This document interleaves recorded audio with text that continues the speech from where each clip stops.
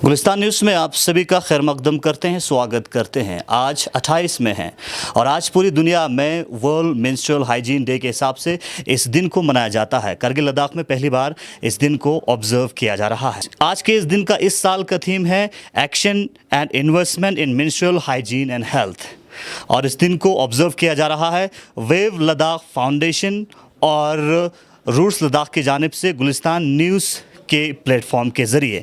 और आज हम बात करेंगे पीरियड के बारे में। हमारे साथ कारगिल लद्दाख के कुछ अहम शख्सियात जुड़ेंगे और पैनलिस्ट से आपको रूबरू कराते हैं। हमारे साथ जुड़े हैं Santosh Sukhdev, IAS deputy commissioner Kargil. Sir, हमारे साथ जुड़ने के लिए बहुत बहुत शुक्रिया। Khushboo Joshi, director Wave Ladakh foundation, बहुत बहुत शुक्रिया मैम।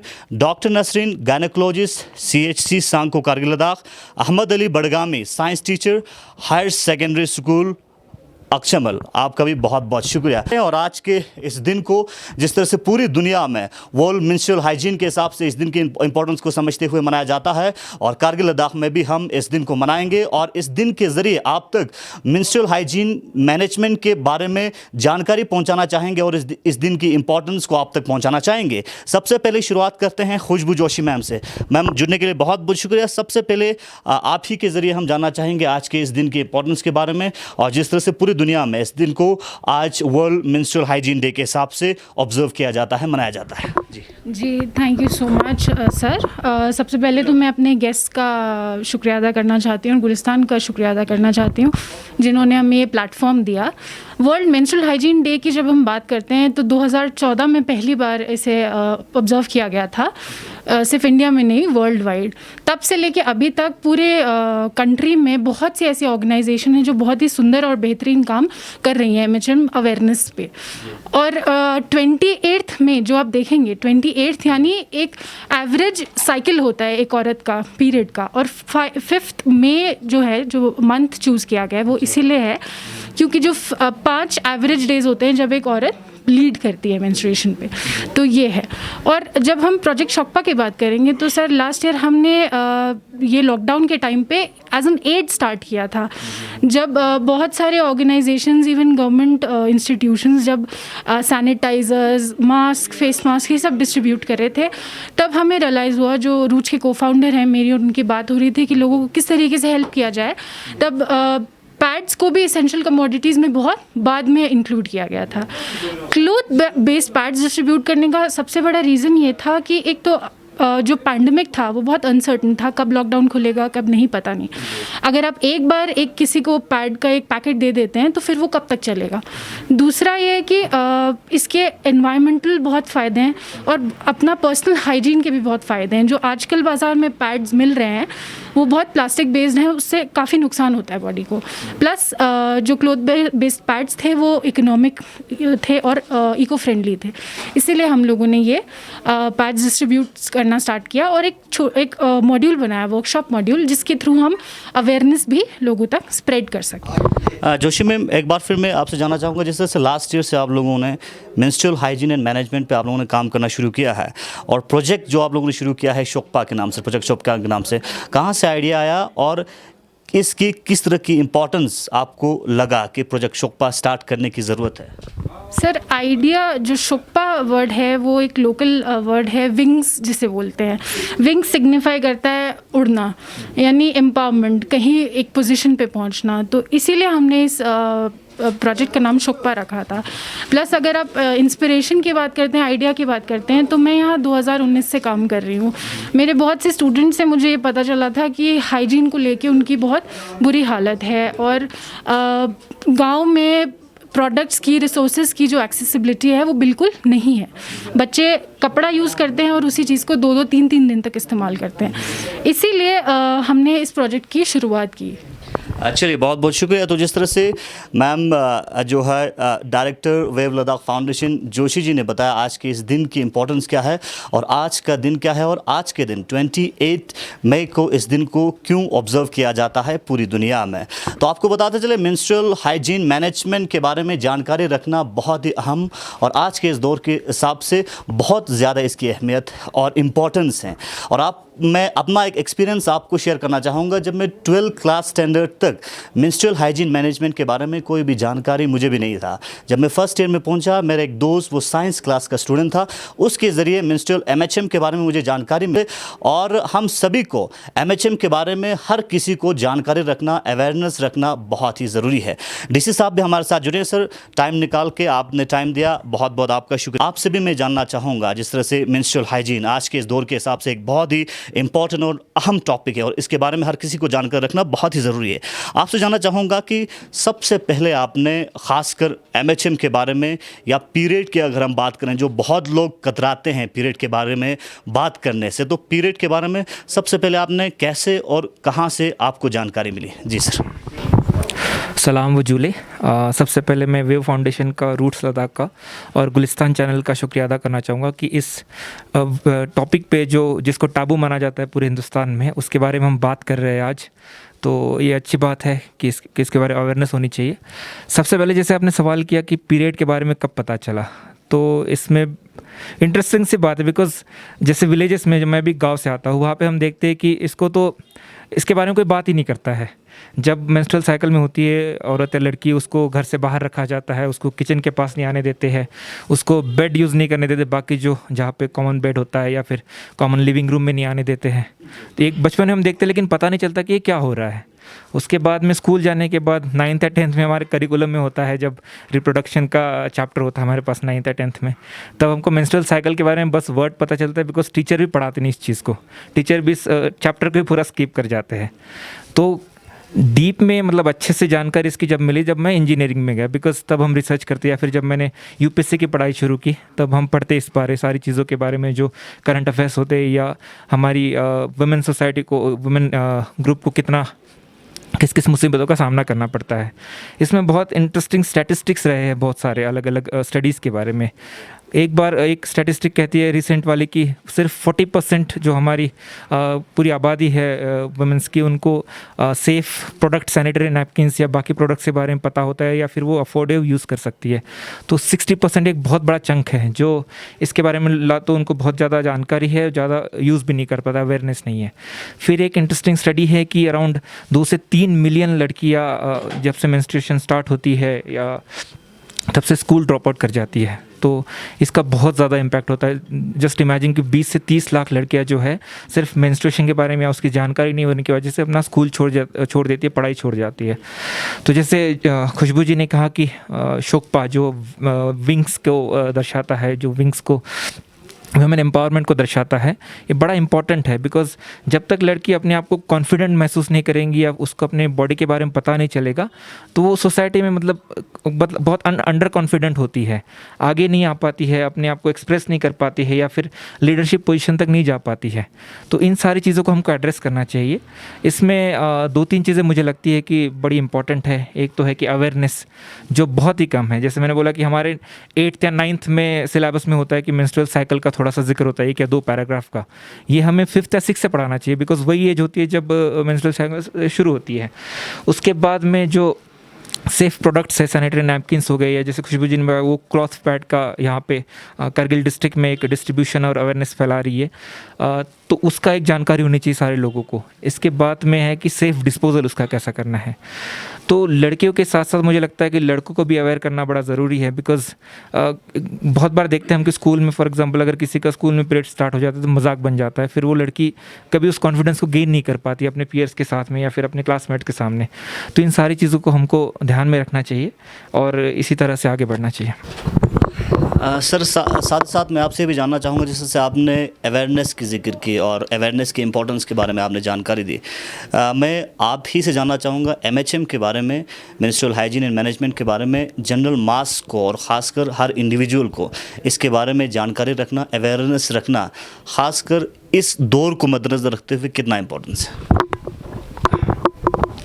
जैसे मैंने पहले भी कहा कि अवेयरनेस बहुत ही इंपॉर्टेंट है इस चीज़ में, बिकॉज जब तक आपको अपने बॉडी के बारे में नहीं पता होगा या फिर ये क्या चीज़ है इसके बारे में नहीं पता होगा तो उसको आप एड्रेस नहीं कर पाओगे या फिर आप उस चीज़ से डरते भागते ही रहोगे हमेशा। तो ये सबसे इंपॉर्टेंट है। गवर्नमेंट ऑफ इंडिया ने भी एक नेशनल हेल्थ मिशन के तहत स्कीम शुरू की थी मेंस्ट्रुअल हाइजीन मैनेजमेंट की, बट उसका इम्प्लीमेंटेशन हम देखते हैं कि ग्राउंड लेवल पे उतना है नहीं। उस स्कीम के तहत था कि जो गांव में आशाज है, हमारे आंगनवाड़ीज़ है, उनके तहत 1 रुपये में 1 पैड या फिर 6 पैड्स का एक बंच था जो 6 रुपये में मिलता है या बांटना होता है। तो यहाँ पे मुझे इतना कवरेज दिखा नहीं उस चीज़ का। तो इस चीज़ को हमको और ज़्यादा लोगों तक पहुँचाना है और हमारे जो हेल्थ सिस्टम है उसको भी अवेयर करना है कि हमें बच्चों तक हमारे या फिर उनके माँ पिताजी तक इस बात को पहुँचाना है, सो दैट उनको एक सेफ़ प्रोडक्ट के बारे में पता चले और उनको बड़ी कम कीमत में उसको एक्सेसिबल भी रहे। बिकॉज मार्केट में हम देखते हैं जो ब्रांडेड प्रोडक्ट्स है वो थोड़े महंगे होते हैं और उससे ही परहेज़ करते यूज़ करने का। जो हमारी गरीब पॉपुलेशन है जो गाँव में रहते हैं वो ऑब्वियसली उस चीज़ों को अफोर्ड नहीं कर पाते फिर। तो इस चीज़ के बारे में, स्कीम के बारे में पता करना बड़ा ज़रूरी है। सेकंड, जो अवेयरनेस की बात है, हमें लगता है कि स्कूल करिकुलम में इसको ऐड करना चाहिए।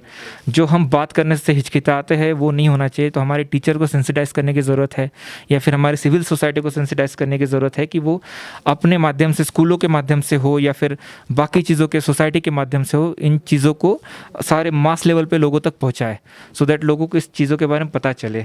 और जैसे वेव फाउंडेशन, ऑब्वियसली अभी पैंडेमिक चल रहा है तभी वो अपना काम नहीं कर पा रहे। लास्ट ईयर भी इन्होंने मुझे प्रेजेंटेशन दिया था, तो इन्होंने थोड़ा अच्छा काम किया है कि अलग अलग स्कूलों में जाके इन्होंने अवेयरनेस क्रिएट की है और जो छोटे टाइम से बच्चे हैं उनको बताया है कि क्या चीज़ है ये।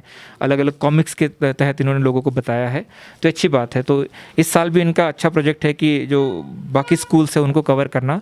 तो इसी में अवेयरनेस के लिए हमने हमारी जो ICDS टीम है, आंगनवाड़ी वर्कर्स है, उनको भी डायरेक्शंस पास की है कि जब भी लॉकडाउन थोड़ा ईज़ आउट होगा या फिर जब भी रेगुलर स्कूल्स हमारे शुरू होंगे तो हम इन चीज़ों पे फोकस करेंगे और अवेयरनेस क्रिएशन की आपके माध्यम से, मीडिया के माध्यम से हो या स्कूलों के माध्यम से हो, सिविल सोसाइटी के माध्यम से हो, हम इन चीज़ों को लोगों तक पहुँचाएँगे।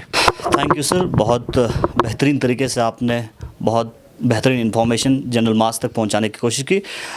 डॉक्टर नसरीन मैम, आप भी जुड़ने के लिए बहुत बहुत शुक्रिया। आपसे जानना चाहेंगे, चूँकि आप ज़्यादातर जो है फीमेल वुमेन फॉक के साथ आपका कांटेक्ट रहता है, तो आप किस तरह की मैसेज देना चाहेंगे ख़ासकर औरतों और बच्चियों को कि जनरली पीरियड के टाइम पर अपना और सफाई का ख्याल रखना क्यों इम्पोर्टेंट है, और इस हवाले से किस तरह की हेल्थ रिलेटेड इश्यूज़ जो जनरली वीमेन और गर्ल्स में पाया जाता है, उस हवाले से किस तरह की मैसेज आज के इस दिन की मुनासिबत से पहुंचाना चाहेंगे? शुक्रिया आप सबका। मुझे ये बताना था आपको कि बाकी तो सर और मैडम ने बता दिया कि अवेयरनेस कितना इम्पोर्टेंट है, लेकिन अब मेरा मकसद है कि आप लोगों को ये समझाया जाए कि क्या चीज़ नॉर्मल है और क्या चीज़ अबनॉर्मल है, और क्या चीज़ में आपको जिस चीज़ से आपको सोचना चाहिए कि नहीं यार ये शायद कुछ ख़राब चल रहा है मेरे बॉडी में और मुझे अब डॉक्टर की सलाह ले लेनी चाहिए, ये आपको जानना बहुत ज़रूरी है। उस चीज़ के लिए मैं आपको बता रही हूँ कि आपको ये पता होना चाहिए कि आपको पीरियड्स होने वाले हैं। जैसे ही आप 8 इयर्स या 9 इयर्स के हो जाएं, मैं रिक्वेस्ट करती हूँ पेरेंट्स से कि एटलीस्ट मेल्स को ना सही फीमेल्स को कम से कम बता दिया जाए। It should not come as a shock कि मन खुआ पता में पा उसको बिल्कुल पीरियड्स हो जाएं, उसको पता ही नहीं है कि यार मुझे अब इसको कैसे मैनेज करना है। जब उसको हो जाएंगे पीरियड्स फिर वो रोएगी या बेचारी, एक मेंटल ट्रॉमा होगा उसके लिए। तो इतना बुरा उसका हाल नहीं होने देना है।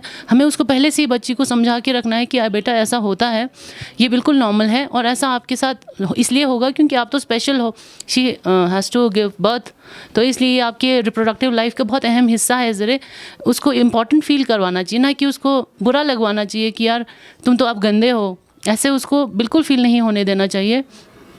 और रिक्वेस्ट पेरेंट्स से ये है कि उनको उन दिनों कुछ इम्पॉर्टेंट डाइट है, जैसे आयरन रिच डाइट, जैसे खुरमा ज़रूरत हम डेट्स बोलते हैं, वो उनको खिलाया जाए, स्पेशली उन दिनों में जिन दिनों उनको पीरियड्स हों। कम से कम बाद में ना सही, बाद में तो बाकियों की तरह ही डाइट, लेकिन उन दिनों कम से कम उनको थोड़ा स्पेशल डाइट दिया जाए जब भी वो मेनार्क अचीव कर लें। तो जब मेनार्क, जैसे किसी को 14 इयर्स तक मोस्ट फीमेल्स मेंस्ट्रुएट करने लग जाती हैं, अगर उनको सेकेंडरी सेक्सुअल कैरेक्टर्स जैसे ब्रेस्ट डेवलपमेंट वगैरह हो तो आप 16 इयर्स तक भी वेट कर सकते हैं। 16 इयर्स तक अगर उसको ना ब्रेस्ट डेवलपमेंट हो रहा है ना उसको पीरियड्स हो रहे हैं तो आपको डॉक्टर को बेटी को लेके जाके टेस्ट करवाने चाहिए, क्योंकि मेंस्ट्रुअल फेलियर होना उसकी बॉडी का एक अहम एनॉमली है, एक प्रॉब्लम है उसकी बॉडी के लिए। तो उसको अगर 16 इयर्स हो गए हैं उसको और ना ही उसका ब्रेस्ट डेवलपमेंट हुआ है और ना ही उसके पीरियड स्टार्ट हुए हैं तो आपको उसको एक बार दिखा देना चाहिए बहुत ज़्यादा लेट होने से पहले। दूसरी बात, पीरियड्स जैसे मैडम ने कहा कि this is 25th month of the year, May 5th month है और 28 डेज़ का हमारा साइकिल होता है, 5 दिन मैक्सिमम उसको फ्लो होगा। एक महीना जैसे 28 डेज़ मतलब एक महीना आपको पीरियड्स चलेगा, हर महीने आपको पीरियड्स होना चाहिए।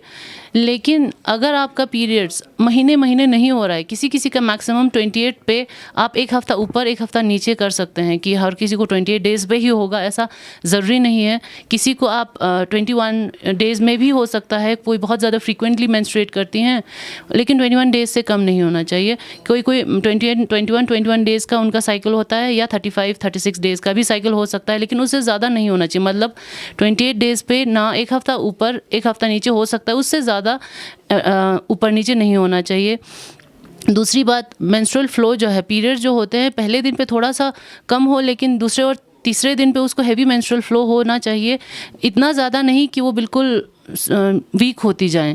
अगर वो बहुत ज़्यादा मेंस्ट्रुएट कर रही हैं, यहाँ पर ये एक मानना है कि जितना वो पीरियड्स ब्लीड करेगी उतना वो साफ़ हो जाएगी। मैंने बहुत लड़कियों से सुना है, मेरे जितनी भी पेशेंट्स छोटी बच्चियाँ होती हैं, टीनेज गर्ल्स खासकर, और यहाँ पर तो टीनेज प्रेगनेंसीज भी बहुत ज़्यादा हो जाती हैं। 18 ईयर्स की लड़कियाँ तो पीरियड्स मिस करके प्रेग्नेंट होकर आ जाती हैं। वो इतनी ज़्यादा अनीमिक होती हैं, उनको 6 ग्राम उनका खून होता है और वो फिर उनको ब्लड ट्रांसफ्यूजन भी लगाना पड़ सकता है और उनके लिए तो ज़िंदगी का मसला है फिर।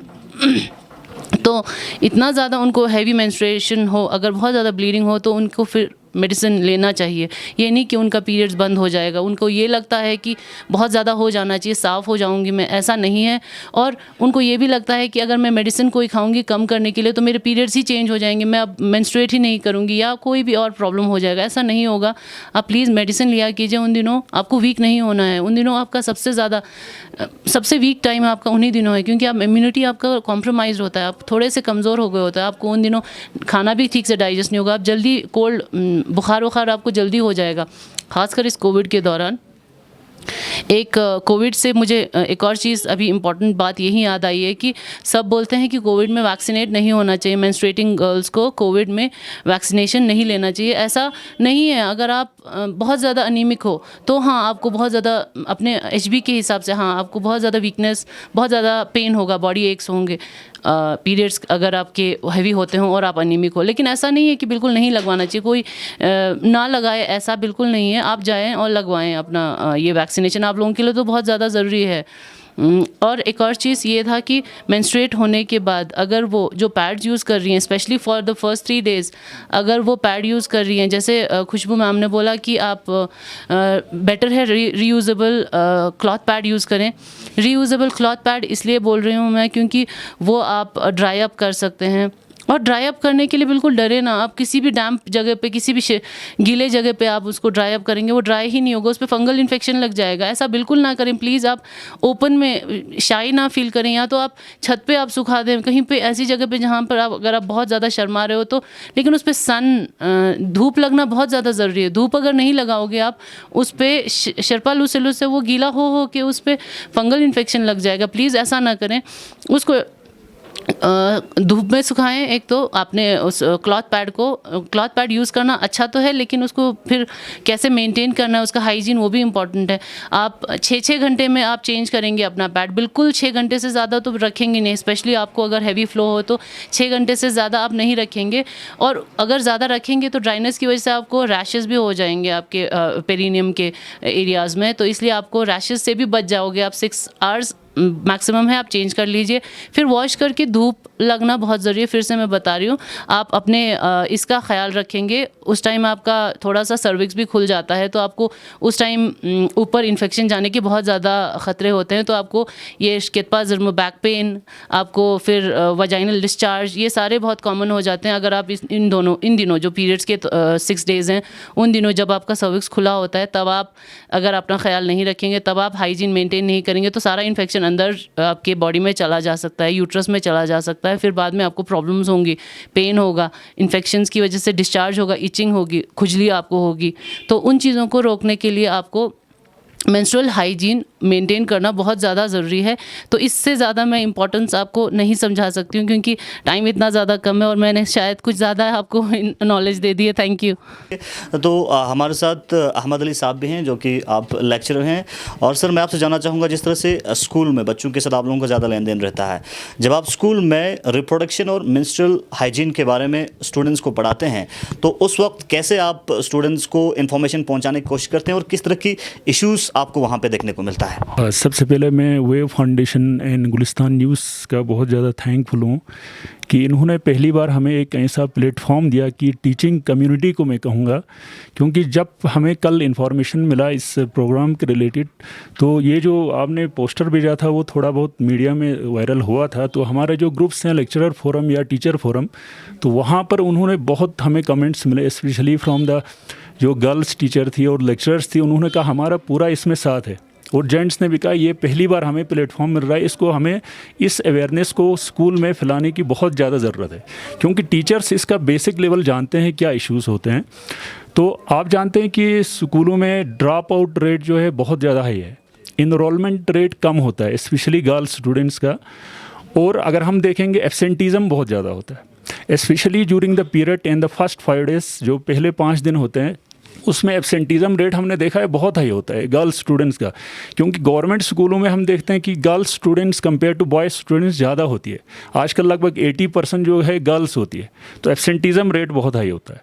तो इसका मेरे हिसाब से मेन रीज़न होता है मतलब इनएक्सेसिबिलिटी टू द जो पेड्स वगैरह हमारे पास फैसिलिटी होती है पेड वगैरह की, उस तक वहाँ उनको मिलता नहीं है स्कूलों में। दूसरी बात है lake of knowledge about the menstrual periods. तो तीसरी बात जो होती है, वहाँ पर जो हमारा स्कूल का एनवायरनमेंट है दैट इज़ नॉन फैसिलिटेटिंग, आमतौर पर वो फैसिलिटेटिंग होता नहीं है। तो इसमें देखा गया है कि जो स्टूडेंट्स हैं हमारी, आमतौर पर जो छोटी बच्चियाँ होती है, उनको प्री मिनार्स जो पीरियड होता है, मतलब मिनार्स से पहले लगभग जब वो 2nd, 3rd, 4th क्लास में पहुंचती, उससे पहले उनकी माँओं ने जो है या जो उनकी सिस्टर्स से उनको एक्वेंट नहीं किया होता है इसके बारे में। तो वो इसका जानती नहीं, तो फर्स्ट टाइम वो ज़्यादा डिप्रेशन में चली जाती है कि हमें कोई और बीमारी तो नहीं हुई है, या कोई कैंसर तो नहीं है ऐसा, या ब्लड कैंसर तो नहीं है। तो ये ज़्यादातर ये फोबिया होता है उनके दिमाग में। तो फर्स्ट थिंग। दूसरी बात, जब वो स्कूल में आती है, due to non availability of pads या नैपकिन्स, ठीक है ना, या कप्स जो भी होती है स्कूलों में, इनकी फैसिलिटी आमतौर पर हमने देखा होता ही नहीं है। तो कुछ हमारे पास रेड क्रॉस फंड होता है, उसमें थोड़ा बहुत हम फर्स्ट एड के ज़रिए थोड़ा बहुत परचेज़ करते हैं, लेकिन वो इनसफिशेंट होता है इतनी सारी गर्ल्स स्टूडेंट्स के लिए, स्पेशली इन रूरल एरियाज़ जहाँ पर पॉवर्टी ज़्यादा होती है। तो ये जो महंगे हमारे पास ब्रांडेड आइटम्स होती है, उनको ख़रीदना मुश्किल होता है। तो वो अवेलेबल नहीं होने से क्या होता है, बच्चियाँ आमतौर पर जब स्कूल आती है, they fear of stain, sometimes stain हो जाता है, और एब्डोमिनल क्रैम्प्स होते हैं, आमतौर पर पेट दर्द होता है, वो डिजीनेस से कभी कभी गिर जाती है, I think because of the anaemia जो बीमारी होती है। तो कभी वो इतनी ज़्यादा कमज़ोर होती है, उनको हमें उठा के लेना पड़ता है। तो ये क्यों होता है, बिकॉज ऑफ द जो स्कूल में एक फ्रेंडली एनवायरनमेंट नहीं होता इसके बारे में। तो एक सोशल स्टिग्मा इसके साथ जुड़ा है कि ये एक बीमारी है। तो आपने कहा कि आप कैसे समझाते हो। दूसरी बात है, दूसरी चीज़ है कि स्कूलों में देखो सेपरेट टॉयलेट फैसिलिटी नहीं है हमारे पास, आम 90% स्कूलों में नहीं है। अगर होगा तो भी वहाँ पर सैनिटेशन फैसिलिटी नहीं है। फॉर एग्जांपल प्रॉपर हमारे पास पानी का फ्लो नहीं होता है, वाटर जो फ्लोइंग वाटर है वहाँ अवेलेबल नहीं होता है गर्ल्स के लिए। अगर सपोज ज़्यादा से ज़्यादा 2 या 3 टॉयलेट्स होते हैं, तो लड़कियों को वहाँ क्यूब्स में रहना पड़ता है है ना। तो एक अगर वो फिर भी कहीं से पेड़ लाती है, इस्तेमाल कर रही है, तो वहाँ पर उसको डिस्पोज करने के लिए हमारे पास या तो पिट्स, सपोज फॉर एग्जांपल आम स्कूलों में कहीं बाहर आप डेवलप्ड स्टेट्स में देखोगे पिट्स बनाए जाते हैं, बर्निंग पिट्स होते हैं हमारे पास फॉर एग्जांपल, या इंसिनरेटर्स होते हैं। इन चीज़ों की कमी की वजह से जो है स्टूडेंट्स को सफ़र होना पड़ता है, गर्ल्स स्टूडेंट्स को। तो जब हम पढ़ाते हैं उनको आमतौर पर, तो हम ज़्यादा फोकस बॉयज़ में भी करते हैं, क्यों हम उनको कहते हैं देखो ये आपकी बहन है, आम तो मोस्टली बहन है, ये आपकी माँ हो सकती है कल के लिए। तो आप जो है अशरफुल मखलूक़ात हैं, आप इनकी पेट से पैदा हुए हो, आप खुद पैदा नहीं हो, आप में इतनी शक्ति नहीं कि आप खुद पैदा हुए हो। अल्लाह ताला ने आपको किसी के पेट से, किसी के वम से पैदा किया है। ये जो पीरियड है ये अल्लाह ताला ने इसलिए बनाया है ताकि आप पैदा हो सके, ताकि रिप्रोडक्शन हो सके। तो हम जब पढ़ाते हैं माइंड में ये कराते हैं कि उनको एक फ्रेंडली होना चाहिए और हेल्पफुल होना चाहिए उन गर्ल्स के साथ, बॉयज़ को भी। और टीचर्स आमतौर पर खुद हिचकिचाते हैं इस चीज़ को पढ़ाने में, क्योंकि उनको थोड़ा सा मेरे हिसाब से बिकॉज ऑफ द कुछ सोशल डायलेमा की वजह से वही चीज़ से लास्ट में आता है। तो जब हम पढ़ाते हैं उनको, सबसे पहले हम उनको याद दिलाते हैं कि जो हमारा मेंस्ट्रुएशन है, जो पीरियड्स होते हैं, वो जैसे कि हमारे आइज से फ्लो होता है टीयर्स, कानों से वैक्स निकलता है, माउथ से सलाइवा निकलता है, या बाकी जो एक्सक्रीशन है, ठीक है। तो इनकी जो इम्पॉर्टेंट है क्लीन लाइनेस रखने के लिए, आंखों का सफाई के लिए, कान की सफाई के लिए, या तो बैक्टीरियल इन्फेक्शन को या फंगल इन्फेक्शन को ख़त्म करने के लिए, ये तमाम सिक्रीशंस। इसी तरह हमारा जो वजाइना है या यूट्रस, उनको क्लीन रखने के लिए ये चीज़ों का फ्लो होता है। बिल्कुल सर, जिस तरह से आपने बहुत सारे इश्यूज़ के बारे में जिक्र की, माफ़ी चाहता हूँ आपको बीच में टोक रहा हूँ क्योंकि टाइम की थोड़ा कमी है। तो मैं लास्ट पे आपसे जानना चाहूँगा, जिस तरह से जो है इंस्टीट्यूट, स्कूल एक बहुत बड़ा इंस्टीट्यूट है, ख़ासकर स्टूडेंट्स में मेंस्ट्रुअल हाइजीन मैनेजमेंट के बारे में अवेयरनेस पहुंचाने के लिए आपसे जानना चाहूँगा, आपकी किस तरह की ओपिनियन है कि हम किस तरह से बच्चों में बिहेवियरल चेंज ला सकते हैं। जिस तरह से आपने कहा कि बहुत चीज़ों की वजह से टीचर्स भी हिचकिचाते हैं बच्चों तक ठीक तरह से इन्फॉर्मेशन पहुंचाने के लिए, बच्चे भी खुला नहीं होता है, क्योंकि इस तरह से डीसी साहब ने कहा कि एक टैबू जिसे के हिसाब से देखा जाता है, एक डिलेमा के हिसाब से देखा जाता है। तो कैसे हम बिहेवियरल चेंज स्टूडेंट्स में ला सकते हैं? जैसे कि हम अगर टैबू की बात करेंगे, for example in case of Islam में भी है कि आपको नमाज माफ़ होता है, रोज़े जो है बाद में काज़ा करने पड़ते हैं, हम जानते हैं, क्योंकि तो ये इसको एक टैबू माना जाता है। ये कोई टैबू नहीं है। जब हम उनको पढ़ाते हैं तो कॉमनली हमारा ज़्यादा फोकस रहता है उन गर्ल्स स्टूडेंट्स पर जो छोटी होंगी बहुत ज़्यादा, जिनको इसके बारे में नॉलेज नहीं होगा। तो आम स्कूलों में मैं आपको ये कहूँ कि ये जो टॉपिक पढ़ाया जाता है वो एज ए क्यूरिकुलर एक सिलेबस के हिसाब से पढ़ाया जाता है। इसलिए नहीं पढ़ाया जाता कि हम अवेयरनेस फैला रहे हैं, इसको just as a examination pass करने के लिए एक हमारे पास टॉपिक है, इसको बाकी टॉपिक्स की तरह पास करने के लिए, ठीक है। दूसरी बात, यहाँ डीसी साहब भी बैठे हैं, मैडम भी बैठी है, तो कल हमारे टीचर्स ने भी इस पर फोकस किया है कि ज़्यादा से ज़्यादा हमें अवेयरनेस फैलाने की ज़रूरत है स्कूलों में। एक प्रोग्राम्स और वर्कशॉप्स कंडक्ट करें, और जो फैसिलिटीज़ हमारे पास लेक है, जो कमी है, उन फैसिलिटीज़ को प्रोवाइड किया जाए तमाम स्कूलों में, स्पेशली रूरल एरियाज़ में। बहुत बहुत शुक्रिया सर हमारे साथ जुड़ने के लिए। तो खुशबू में एक बार फिर मैं आपसे जानना चाहूँगा, जिस तरह से आप लोगों ने प्रोजेक्ट शुक्पा किया है, तो प्रोजेक्ट शुक्पा को लेकर किस तरह की फ्यूचर आप लोगों का प्लान है, और प्रोजेक्ट शुक्पा को लेकर आप कहाँ तक जाने की जो है प्लान कर रहे हैं? जी, जैसे कि हमने लास्ट ईयर शुरू किया था, वो वर्कशॉप्स हम कंटिन्यू करने वाले हैं। साथ ही साथ जब फील्ड में हमने लास्ट ईयर रिसर्च किया, तब हमें और डीपर इश्यूज़ का पता चला। तो जैसे डीसी सर ने NHM की बात करी, वैसे एक स्कीम है किशोरी शक्ति योजना, और ऐसी बहुत सारी सेंट्रल गवर्नमेंट की स्कीम्स हैं जो कि अभी इम्प्लीमेंट नहीं की जा रही है। हम एडमिनिस्ट्रेशन को पूरा सपोर्ट देना चाहते हैं अपना। हमारी तरफ से जो भी रिसोर्स पर्सन की मटेरियल्स की ज़रूरत होगी, हम उस स्कीम में उनका साथ देके उसे इम्प्लीमेंट करेंगे। मैं आपको एक चीज़ दिखाना चाहती हूँ। ये जो क्लॉथ पैड्स हैं, ये हम लोगों ने लास्ट ईयर डिस्ट्रीब्यूट किए थे, और यही क्लॉथ पैड्स हम प्रमोट करना चाहते हैं, क्योंकि इससे एनवायरनमेंट को भी नुकसान नहीं, अपनी बॉडी को भी नुकसान नहीं है। हम अपने अवेयरनेस वर्कशॉप्स में इसको कैसे यूज़ करना है, कैसे सुखाना है, इसका एक बहुत सेपरेट हमने सेक्शन बनाया हुआ है। तो यही पैड्स हम चाहते हैं कि आने वाले टाइम पे जो NHM स्कीम है, जो सर ने बोला 1 रुपये में सैनिटरी पैड्स मिलते हैं, अगर ये पैड्स हम यहाँ सेल्फ हेल्प ग्रुप से बनवाएं और यही पैड्स हम स्कूल्स में उनके थ्रू डिस्ट्रीब्यूट करवाएं, तो ना ही एक एम्प्लॉयमेंट जनरेशन का सोर्स बनेगा, बल्कि स्कूल में बच्चों को ये क्लॉथ पैड्स इस्तेमाल करने का मौका मिलेगा। इसे बार बार उन्हें ख़रीदने की ज़रूरत नहीं है। एक जो क्लॉथ पैड है अगर वो ढंग से इस्तेमाल किया जाए तो वो 7 से 8 महीना, और ये मैं इसलिए बोल रही हूँ क्योंकि हमें बहुत अच्छा फीडबैक मिला है इसका। जितने भी लोगों ने, चाहे गांव में चाहे टाउन में, हमने बहुत अलग अलग लोगों को इसको डिस्ट्रीब्यूट किया था, तो सबका इसको लेके बहुत ही अच्छा फीडबैक रहा है। इसलिए हम कोशिश करेंगे कि आने वाले टाइम में हम ये क्लॉथ पैड्स यहीं बनवा के इसे स्कूल्स में सोर्स कर पाएँ। चलिए, बहुत बहुत शुक्रिया। तो ऋषि साहब, मैं आपसे जानना चाहूँगा, और इस सिचुएशन में, इस दौर में डिस्ट्रिक्ट एडमिनिस्ट्रेशन का बहुत बड़ा रोल नज़र आता है।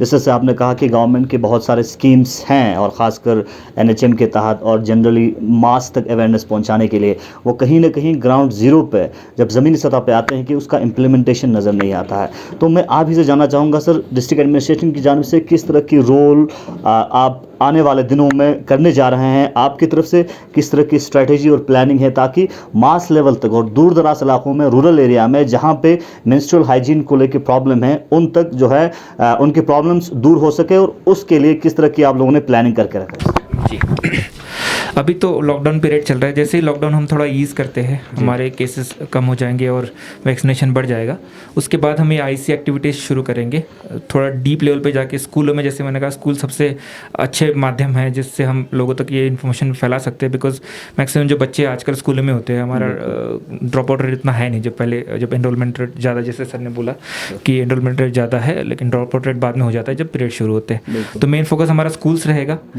सेकेंडली, जो स्कीम इम्प्लीमेंटेशन की बात है, NHM की हो या किशोरी शक्ति योजना, जैसे मैडम ने भी कहा, तो उसको भी इम्प्लीमेंट करवाएंगे हम हमारे ICDS के थ्रू और आशास के थ्रू, बिकॉज गांव लेवल में, विलेज लेवल में इनका कॉन्टैक्ट ठीक ठाक होता है, लोगों से पता होता है, लोगों को इनके बारे में पता होता है, इनको लोगों के बारे में पता होता है, तो ऑब्वियसली लोगों से बात कर सकते हैं और इन चीज़ों को लोगों तक पहुँचा सकते हैं। और आंगनबाड़ी का यहाँ पर नेटवर्क बड़ा स्ट्रॉन्ग है। हमारे हर एक मोहल्ले में 1-2 वार्ड मिलकर एक आंगनबाड़ी है, तो उनका एरिया भी ज़्यादा बड़ा नहीं होता है, तो ऑब्वियसली वो वहाँ के लोकल लोगों को बुला के उनको समझा सकती है, बता सकती है। तो इन 2-3 चीज़ों में हमारी फोकस रहेगी। साथ ही में जो हमारे NGOs है, जैसे रूट्स और वेव फाउंडेशन है, तो इनके माध्यम से भी अगर ये भी काम करेंगे अच्छे से, तो दोनों लोगों मिलकर, एडमिनिस्ट्रेशन और NGOs मिलकर, सिविल सोसाइटी मिलकर इस चीज़ों को लोगों तक पहुँचा सकते हैं। एक बात और ऐड करना चाहूँगा, डॉक्टर नसरीन ने भी जैसे कहा कि मेंस्ट्रुअल हेल्थ मैम बड़ा इंपॉर्टेंट इशू है, बिकॉज यूरिनरी ट्रैक इन्फेक्शन हो या फिर रिप्रोडक्टिव ट्रैक इन्फेक्शन हो, इन वजह से हो जाता है, और फिर बाद में बड़ी दिक्कतों का सामना करना पड़ सकता है हमारी बहनों को। तो इसमें मेरी रिक्वेस्ट रहेगी, गुजारिश रहेगी सारी आवाम से कि इसको टाबू करके बिल्कुल भी मत रखें अपने दिमाग में इस चीज़ों को, बिकॉज जब तक लड़की हमारी कॉन्फिडेंट नहीं होगी, आगे बढ़ के नहीं आएगी, तब तक सोसाइटी बहुत ज़्यादा डेवलप नहीं हो पाएगी, बिकॉज हमारी सारी आधी आबादी तो लड़कियों की है, महिलाओं की है। तो जब तक वही एम्पावर नहीं होगी, तो हम कैसे कहेंगे कि हमारा देश एम्पावर हो गया या फिर हमारी सोसाइटी एम्पावर हो गई।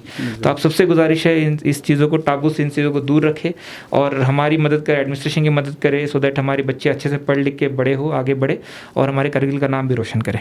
बहुत बहुत शुक्रिया सर। डॉक्टर नसरीन मैम, मैं आपसे आखिर पे आप जनरल मास को किस तरह के मैसेज आज के दिन के मुनासिबत पे आप देना चाहेंगे, और थोड़ा बहुत इन्फॉर्मेशन आपसे यूरिनरी ट्रैक इन्फेक्शन और PCOD, पॉलीसिस्टिक ओवेरियन सिंड्रोम के बारे में थोड़ा बहुत इन्फॉर्मेशन जानना चाहेंगे, कम समय में प्लीज़। Thank you. अभी आपने बोला कि क्या इन्फॉर्मेशन देना चाहूँगी, क्या मैं रिक्वेस्ट करना चाहूँगी। मैं तो अभी आपको पहले बता रही थी कि आप प्लीज़ अपने बच्चियों का ख्याल रखें, जितना हो सके उनको अवेयरनेस दें इस चीज़ के बारे में, उनको समझाएं। और ये जो सर ने बोला कि आंगनवाड़ी वर्कर्स और आशा वर्कर्स को पहुँचते हैं, हमारे पास एम्पल, जब हमारे पास क्वांटिटी बहुत ज़्यादा होती है, हम CHC सांको में हम रिक्वेस्ट करते हैं अपने स्टाफ सिस्टर्स को, जो हमारी हेल्थ हेड हैं, हमारी हेल्थ लेडी हैं, हेल्थ एजुकेटर हैं, उनको बोलते हैं कि आप जाके उसको जो आयरन टैबलेट्स हैं वो इन लड़कियों को भी दिया जाए, जो सीवियर अनीमिया लेडीज़ होती हैं, जो बच्चियां होती हैं, उनको हम आयरन टैबलेट्स देते हैं, क्योंकि हमारे जो फार फ्लंग एरियाज़ में आयरन तो उनके अपने हेल्थ सेंटर, जो सब सेंटर्स होते हैं, उनमें डिस्ट्रीब्यूट हो जाता है। जब नया स्टॉक आता है तो हम वी मेक श्योर कि वो आयरन उनको भी दिया जाए, जो हम लिस्ट बना के होते हैं जिनका सीवियर अनीमिया है, जिनको रहा हुआ है, या लेबॉर्ट्री से जिनका HB 6 ग्राम या 8 से जिनको कम आता है, हम उनको छांट के उनको बुला के उनको आयरन देने की कोशिश करते हैं। कि 3-4 लड़कियों को भी पिछली बार जो अनफॉर्चुनेटली जो प्रेग्नेंट हो गई थी उनको तो हम आयरन सुक्रोज मतलब इंजेक्शन फॉर्म में देना पड़ा, तो वो बहुत अनफॉर्चुनेट होता है क्योंकि आयरन सुक्रोज इंजेक्शन फॉर्म में देने से काफ़ी रिएक्शंस भी हो सकते हैं, तो थोड़ा सा वो रिस्की हो जाता है। बेटर है कि ओरल मेडिसिन लिया जाए इनिशियल फेज़ में ही।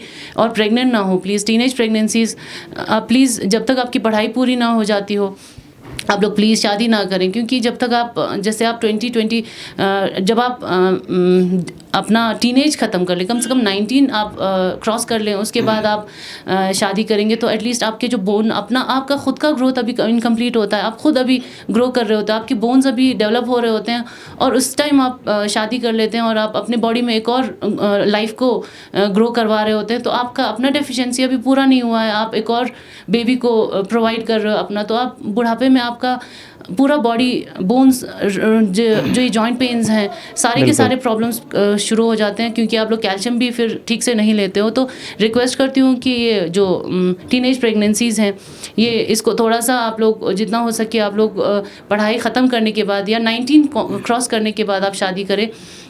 और आप सर ने बोला कि यूरिनरी ट्रैक्ट इन्फेक्शंस और पॉलीसिस्टिक ओवेरियन सिंड्रोम के बारे में। यूरिनरी ट्रैक्ट इन्फेक्शन यहाँ पर हमारा क्योंकि हाई एल्टीट्यूड है, ठंड की वजह से हम लोग पानी बहुत कम पीते हैं, ठंडा पानी मतलब हम अवॉइड करते हैं, क्योंकि बॉडी में शायद ज़्यादा रिक्वायरमेंट भी नहीं होती, क्योंकि यहाँ पर इतनी गर्मी है नहीं कि हम बार बार पानी पिएँ जैसे कि हमारे ये प्लेन एरियाज़ में है इंडिया के।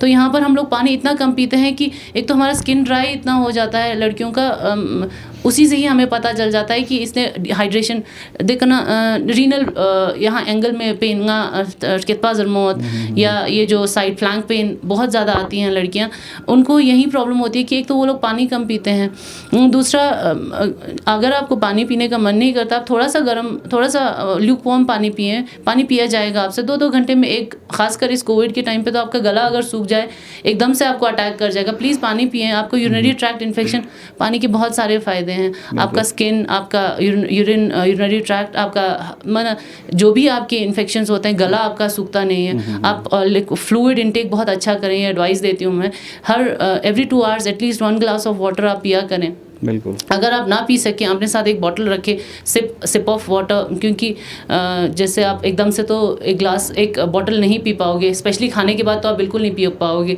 खाने के साथ ना से 1 घंटे 2 घंटे बाद आप पीना स्टार्ट करें, लेकिन पानी स्पेशली पीरियड्स के दौरान वो लोग इसलिए भी नहीं पीते हैं क्योंकि बार बार उनको चेंज करना पड़ता है, जाना पड़ता है यूरिनेट करने के लिए, तो दे आर स्कैर्ड कि मुझे ये सब स्लिप हो जाएगा, मेरे पैड स्लिप हो जाएंगे या लीक हो जाएगा। ये सब चीज़ें आपको बिल्कुल, इन्हीं चीज़ों के लिए तो हम आपको बोल रहे हैं कि आपको इकोनॉमिकल फॉर्म ऑफ आप क्लॉथ यूज़ कर लीजिए बेशक, लेकिन आप अपना ये यूरिनरी ट्रैक्ट का फ्लो, यूरिन का फ्लो रखना ज़रूरी इसलिए है, आपको इन्फेक्शन नहीं तो उसके ऊपर ट्रैवल हो जाएगा, जितना ड्राई हो जाएगा उतना वो इन्फेक्शन प्रोन हो जाएगा। जैसे आपका गला जितना ड्राई हो जाता है उतना आपका गले में इन्फेक्शन चिपक जाते हैं, वो वॉश नहीं हो पाते हैं।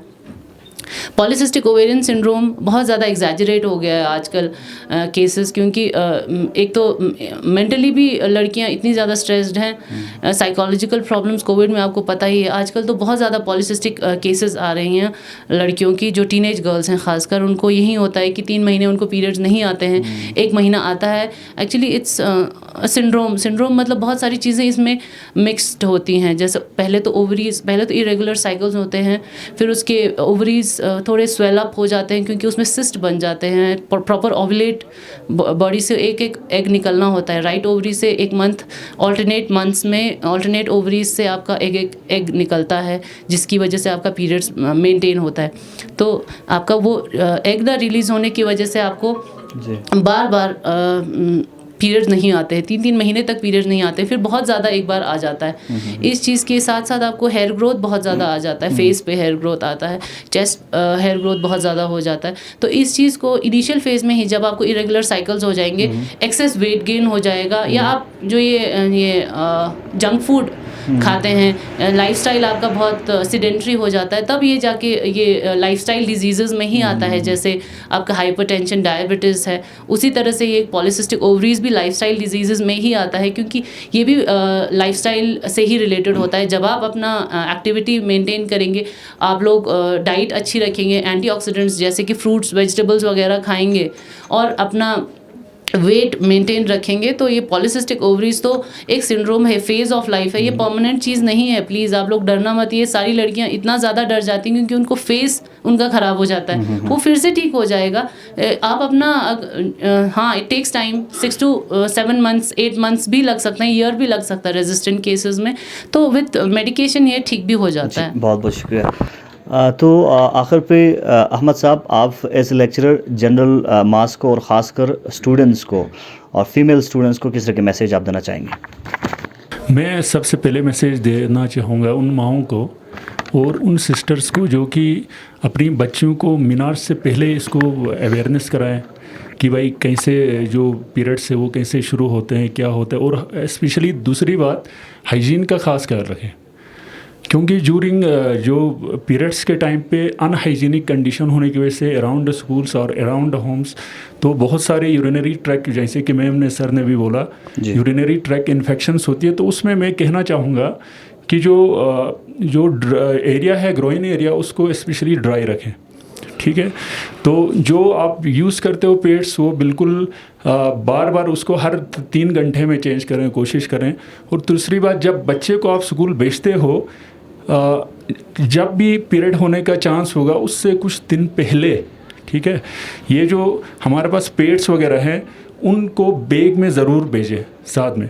तीसरी बात, मैं गवर्नमेंट से भी ये अपील करना चाहता हूँ कि हमारे स्कूलों में फैसिलिटीज़ प्रोवाइड करें, वाटर फैसिलिटीज़। दूसरा, जो अलग एक सेपरेट रूम फॉर गर्ल्स, क्योंकि चेंजिंग के लिए वहाँ रूम की बहुत ज़्यादा कमी होती है। तो एक स्पेशल हर स्कूल में एक ऐसा रूम बनाया जाए गर्ल्स के लिए, जो कि पीरियड्स के टाइम पे जब भी कोई चीज़ चेंज करना हो वो करने के लिए वहाँ पर मदद मिले, ठीक है। तो तीसरी बात मैं कहना चाहूँगा, जो हमारे टीचर्स हैं, टीचर्स जो इस चीज़ में जो डायलीमा है, जो हमारे पास एक सोशल स्टिग्मा है, इस चीज़ को अवॉइड करें और इसको प्रैक्टिकल बनाया जाए। प्रैक्टिकली इस चीज़ को बॉयज़ एंड गर्ल्स को डेमोन्स्ट्रेट करने से क्या होता है, ये चीज़ इफ़ेक्टिव नॉलेज जो है गर्ल्स तक पहुंच सकता है। तो हमें गर्ल्स को ज़्यादा से ज़्यादा अवेयर करना है और नॉलेज पहुँचाना है बिफोर द मीनार्स पीरियड, जब वो मीनार्स में पोस्टिंग से पहले।